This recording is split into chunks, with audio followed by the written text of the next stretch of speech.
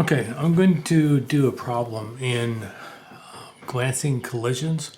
In this scenario, we have two vehicles that are approaching an intersection and will collide in the center of the intersection.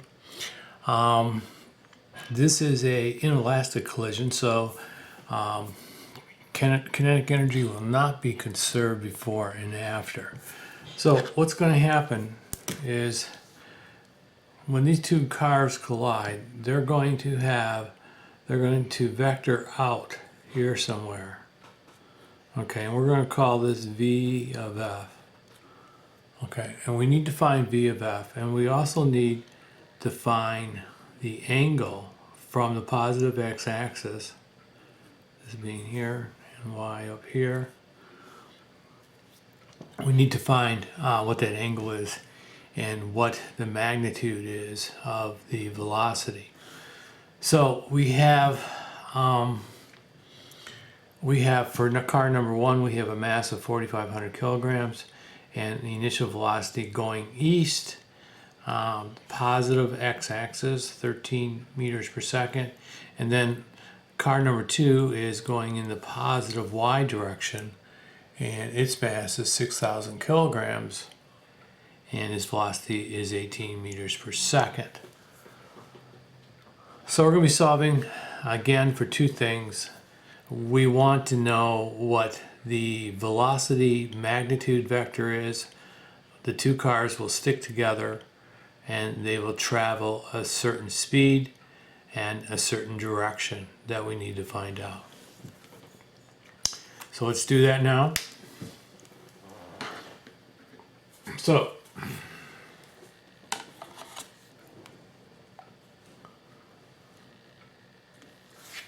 the first thing we want to do is we want to take and find the momentum for each axis, x and y. And we'll start off with the x. So we have here the initial momentum going in of car number one, and it's just m times v. And then we need to take the summation of all the momentum coming out, and that is going to be the two masses. They will stick together and they'll be traveling at a velocity, and this velocity is the component, the x component velocity. And so we need to solve for v sub xf. So to do that, we take these two equations right here and we equate them, and we get this expression right here. Then we solve for v of xf, okay, and we get in the equation vxf equals m1 times v1 divided by the total masses. Then we do basically the same thing on the y-axis. We take the initial momentum, it's m2 times v2, and then we'd sum the final momentum, both masses, times the y component vector, velocity, of the final. And then we solve for this. So we have, basically we have two equations here. We have this equation and this equation that we want to end up with. So this is going to solve for v of x of f, and this is going to solve for vyf.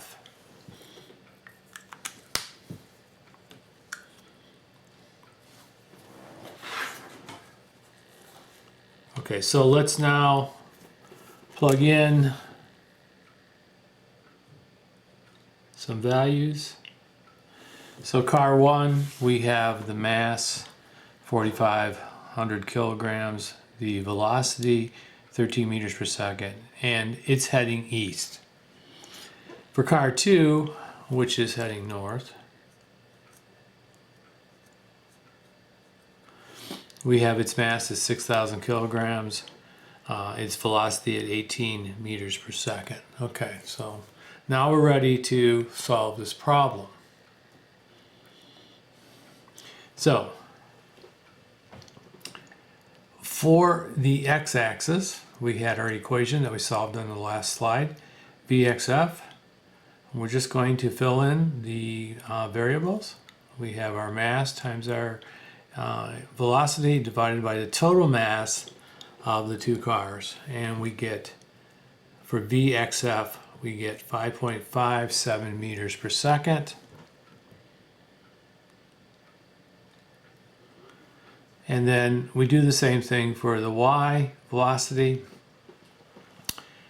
and plug in the values, and then we get 10.3 meters per second. So we now have our VXF and our VYF, and now we just need to find VF. Okay, so to find VF, we take the sum of the two squares, take the square root of that. Okay, so plug in our values here, square them to the 1/2, and we get 11.7 meters per second. Okay, so our answer to the magnitude of this problem is 11.7 meters per second. That's our final velocity of both vehicles post the collision. Then we need to find the angle. So the angle is the inverse tangent of the final y velocity and then the final x velocity divided into that. And that gives us an angle of 61.6 degrees. Now, we know that this is going to be in the first quadrant because both y and x are positive.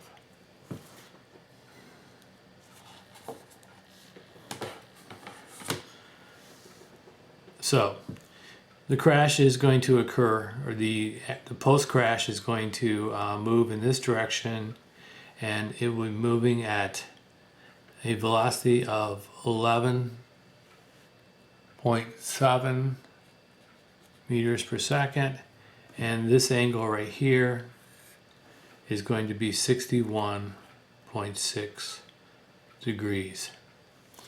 And that would be the answers to this type of problem and how you do it.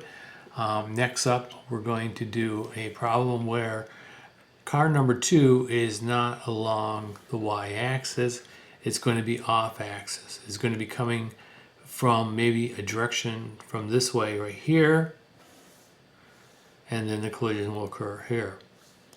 And sometimes those types of collisions, both cars will end up in quadrant 2 over here. So we have to make sure that we understand which quadrant the two vehicles will end up in.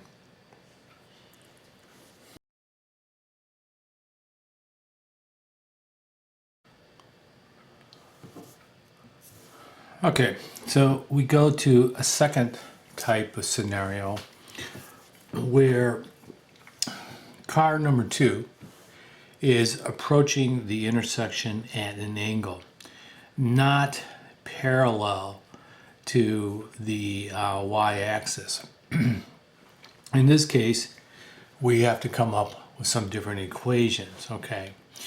We're going to assume, and it depends on the masses and the velocity of each vehicle, where or what quadrant the two vehicles will land. Remembering that this is an inelastic collision, and both vehicles will stick together and resume after post-crash at a certain velocity. So again, we want to find what that angle is. Okay, and we want to find what the final velocity will be of the two vehicles. Now, we also have this phi angle, and this phi angle is taken from the positive x-axis all the way to the negative, from the positive x-axis all the way to the path that M2 is going to take. And so normally when we're looking at a problem that's perpendicular, this is equal to 90 degrees, and it cancels out all the trig functions in the problem. But in this case, we're going to be looking at 130 degrees.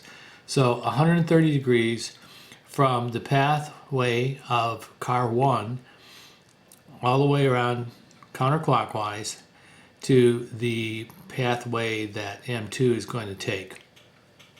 So this is important when it comes later. So the question is, how do we solve this problem? So let's get it set up. Okay, so the first thing we're going to do is that we're going to look at momentum on the x-axis. Okay, how do we find momentum? And so it's going to be the initial momentum is going to be the part of car number 1, which is going east, m1 times v1, and it's going to be the x component of the y-axis. So what I mean by that, and I'll get into that a little bit later, we have the M2, the car's trajectory or angle going in this direction, and we have the y component, and we have the x. So since this is in the x-axis, we need to add this, and this is what the M2 V2 cosine 130 degrees is. It adds this vector right here. So actually you have two vectors in the x. You have this vector right here, which is caused by M1, and the other one is caused by M2. Then we have the final momentum in x, which is basically the same as the other problem. Total of the masses times the velocity of x final. And then we take these two equations, this one, and then we equate the two equations. Okay, and then we're going to solve for VXF. And then solving for VXF, we get this equation, m1 times v1 plus m2 times v2 times the cosine of 130 degrees divided by the total mass. So this is going to give us our x component of that velocity, that's final velocity. Okay.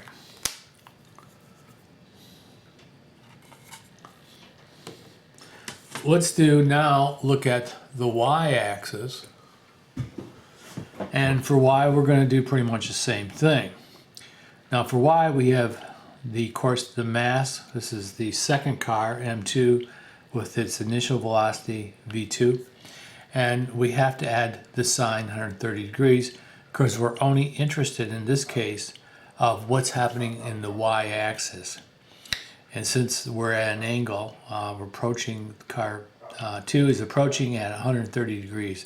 We only can use the y component, and this is going to break it down to that. And of course, the final momentum will be the sum of all the masses, because they will stick together after, times the y component of v. And we're going to equate this to get an equation, and we get this right here. And then we just need to solve for Vy of x.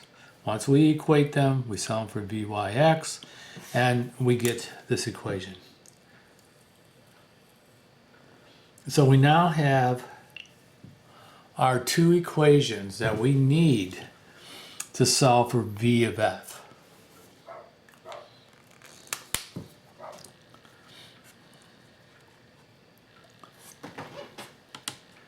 Okay, so let's do that. Let's plug in some numbers and solve for VF, and also theta, the angle that the two vehicles together will go off on.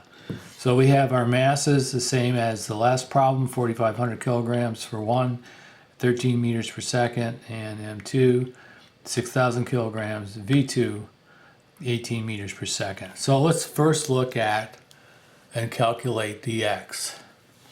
So from the last slide, we saw that we solved for this equation for V of xf, okay? And this equation right here is going to incorporate actually this part of x right here. This is the m2 v2 cosine, and then also to the m1 mass and velocity on this side right there. So that's why we have m1 times v1 plus m2 v2, the component, the x component from car 2, divided by the total masses. So when we plug everything in, divided by the total masses, and then we get this velocity, which is negative 1.04 meters per second. Now, we don't really care if this is negative right now. It's all right, because this is only a x component velocity. We're not looking only at this for our answer, but that minus sign will go away.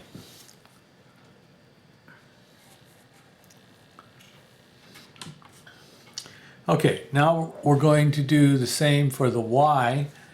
This was the equation we derived for the y-axis for the velocity. And so we can plug in our values here, take the sine of 130 degrees, and we get for the y, velocity on the y, 7.88 meters per second. So now we have our two velocities. We have for v sub x, final, we have negative 1.04 meters per second. So we have this one and this one. And now we can take it and we can find the magnitude of our final velocity. By using the sum of the squares, taking the square root will give us v of f, the magnitude of the 7.95 meters per second is our answer. We need now to find what is the angle that these two vehicles are going to be moving together, in what direction. So we have the y, which is 7.88, divided by negative 1.04, which is the x. Okay, and when we plug this into our calculator, we're going to get negative 82.5 degrees. Now this right here is not our answer. If you were to put this down as an answer, you would be wrong. It's ambiguous. It doesn't really tell us what it means. But what we need to do is we need to know, well, what quadrant is this angle in? Okay, well, we have a positive y and we have a negative x. So if that's the case, the only quadrant that has a positive y and a negative x is quadrant 2. So what this means is this negative 82.5 degrees means that we're going to rotate our angle. Negative, which always is in a clockwise condition, positive is a counterclockwise. From the negative x-axis, we're going to rotate it 82.5. So this is our vector right here, our direction. So how to find that is that you know from the positive x-axis to the negative x-axis, that's 180 degrees. So we're just going to take 180 and we're going to add what we got on our calculator, negative 82.5 degrees, and 97.5 is going to be the angle.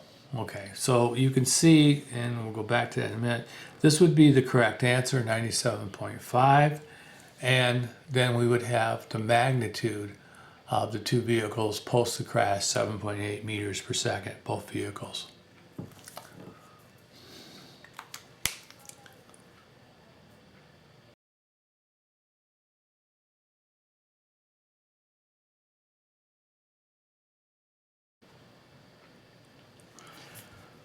Okay, in this problem now, let's look at the change in kinetic energy.